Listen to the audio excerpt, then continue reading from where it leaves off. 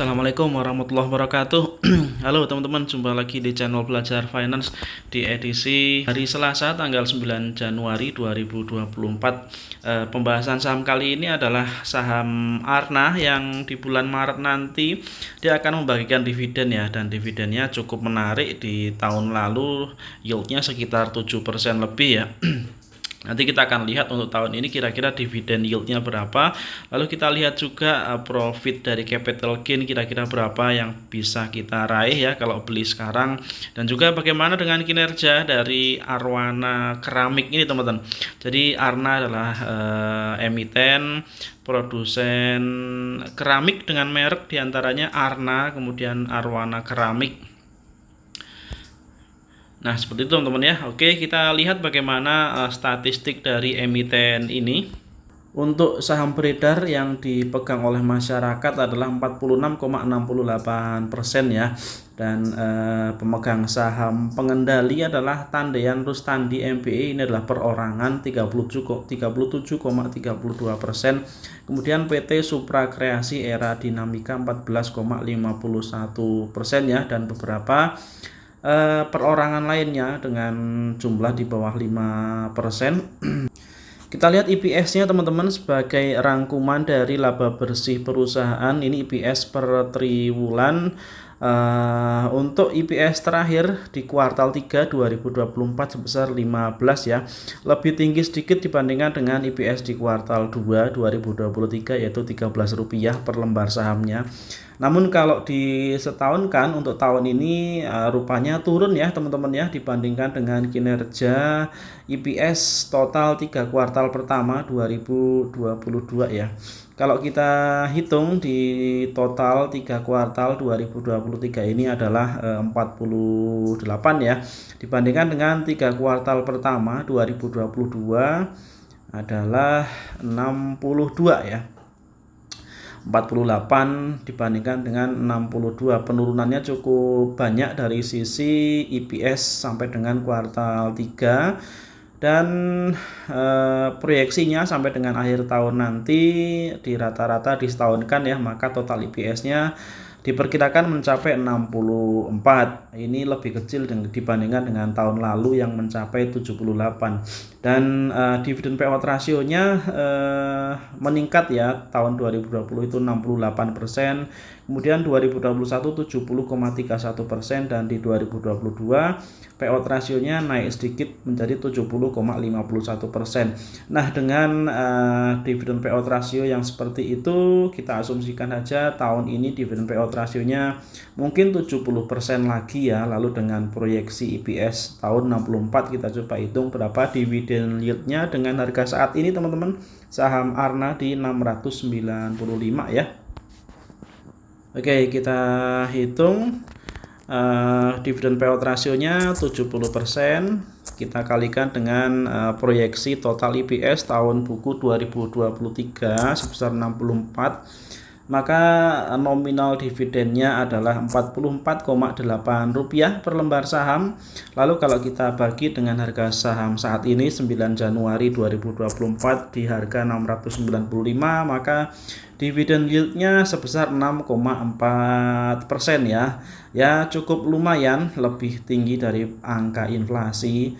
Tapi tidak cukup istimewa ya, tidak terlalu besar, tapi sekedar ya bisa kita katakan cukup untuk persentase yield dividen sebesar 6,4% ini. Lalu posisi harga sekarang seperti apa teman-teman ya? Nah, harga saat ini di 695 ini sudah turun jauh sebetulnya dibandingkan dengan rata-rata harga di tahun 2023. Walaupun untuk saat ini sedang cenderung ada kenaikan harga ya. Dilihat dari kita bandingkan dari pertengahan Desember, dia masih di kisaran harga 650, kemudian naik sedikit ke 660-an ya, saat ini di 695.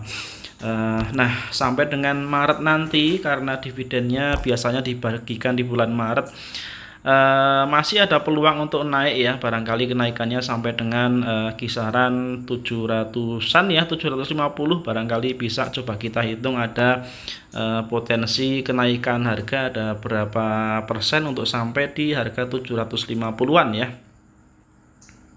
Nah ini dia teman-teman, kalau kita pakai misalkan target harganya di harga 600, target harganya misalnya di 750, lalu kita pakai harga belinya saat ini 695, maka kenaikannya nanti sebesar 8,02% atau 56 poin ya.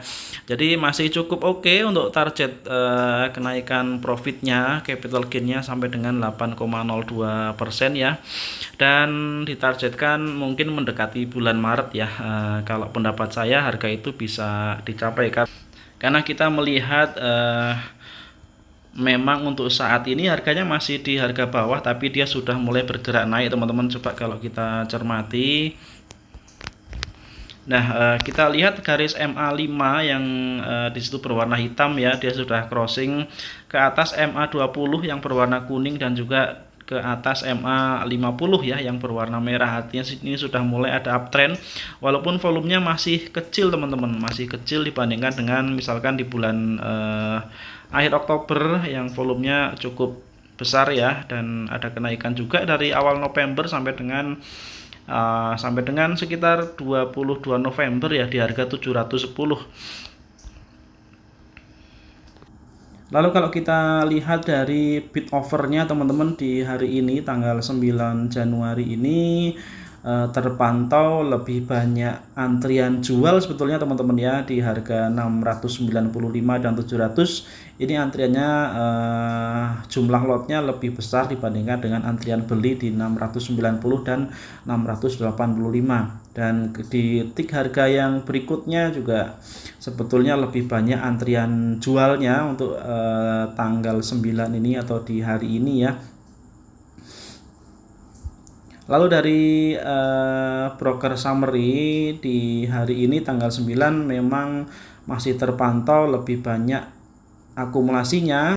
Dari broker tertentu terlihat memonopoli pembelian ya. Jadi ada big accumulation, di situ ada broker DR dengan 4.700 lot dibandingkan dengan penjualan teratas broker OD 3,9.000 lot. Jadi di hari ini masih terdeteksi ada akumulasi. Kemudian kalau kita lihat dari awal Januari coba. Oke, dari awal Januari justru distribusi teman-teman ya sangat besar distribusi di sana. Penjualannya satu broker itu 56.000 dibandingkan dengan pembelian teratas 23.000. Jadi kalau kita tarik lebih jauh dari awal Januari lebih banyak distribusinya, sedangkan untuk di hari ini atau kita lihat dari minggu kemarin ya, di minggu kemarin di tanggal 5 dari tanggal 8 awal perdagangan di tanggal 8 ya di hari Senin kemarin, coba kita lihat mulai ada akumulasi ya. Jadi di minggu ini terlihat mulai ada akumulasi teman-teman untuk Arna ya. Ini barangkali teman-teman mau pantau di saham ini. Highlight dari saya mungkin singkatnya kinerjanya menurun jika dibandingkan dengan tahun 2022, kemudian dengan proyeksi dividen, proyeksi EPS ya, dengan EPS yang diproyeksikan tahun buku 2023 adalah 64, kemudian payout rasionya 70%-an, maka dividen yieldnya tadi 6,4% ya. Mungkin masih lebih menarik dari sisi capital gain-nya ya. Kalau kita targetkan harga di 750 tadi dengan harga beli 695, maka capital gain-nya masih nyampe di 8%-an ya. Paling tidak sampai Maret atau bisa lebih cepat dari itu ya. Syukur-syukur bisa lebih cepat.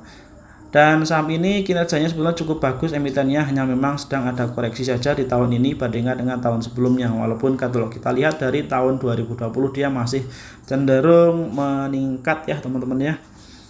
Oke, itu saja singkat ya pembahasan saham kali ini. Mungkin ada di daftar pantau teman-teman sekalian, mudah-mudahan bermanfaat ya.